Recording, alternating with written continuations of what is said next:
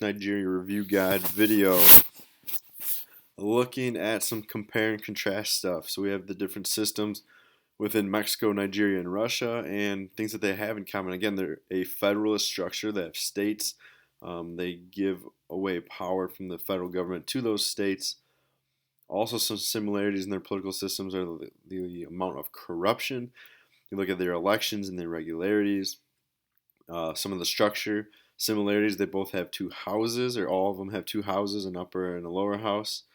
Again, the lower house is usually connecting more to the people, and they all have a president. So looking at neoliberal economic reforms and looking at Mexico and Nigeria, again, comparing and where does the pressure come to do certain things. These countries are struggling. They have a lot of debt. So pressure from the lenders, international lenders, and then organizations like the World Bank and the IMF. Nigeria's multi-state structure was primarily designed to kind of split up the power of all these different ethnic groups within the country. In UK and in Nigeria, they have very strong multinationalism, meaning a lot of different groups that identify sometimes more with their ethnic background rather than the country as a whole. Authoritarian regimes usually lack a well-established rule of law.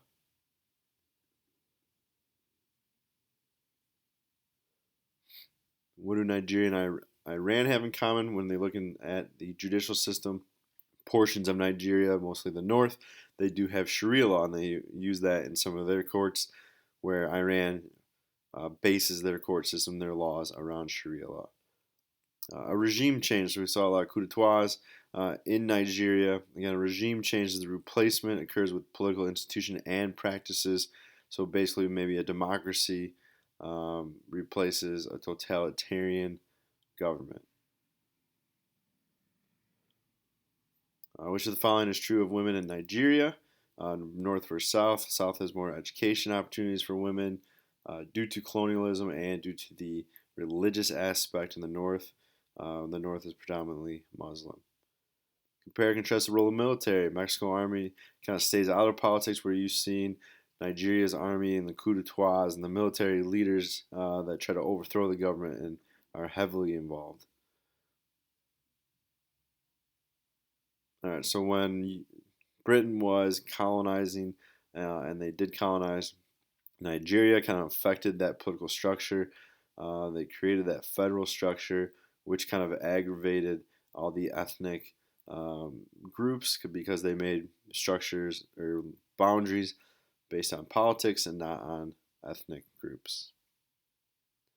The dependency theory. So, what is one aspect of the relationship between developed and developing nations in the global economy? So, this is where foreign control. There's economic progress of developing nations is hampered by the developing nations' economic advantages. You're always going to be dependent on larger, more developed countries, whether it's for loans and things like that. And they try to keep up, but you can't because your economic progress is kind of hampered by those well-off countries. They kind of have a lot of control over those developing nations.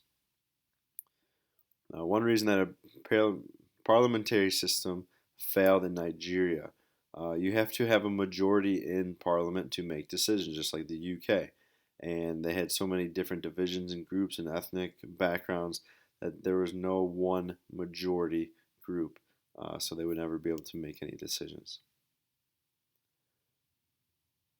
Okay, the important decision here that why they settle on a federalist structure, not a maybe unitary type system like the UK. They wanted to get rid of some of the tensions that were caused through the different ethnic backgrounds and groups and religions. So basically giving those regions more local power. Some ethnic differences are similarities in Chechnya and the Biafran Civil War, Muslim populations and different ethnic groups. Prebendalism is the patron-client system in Nigeria.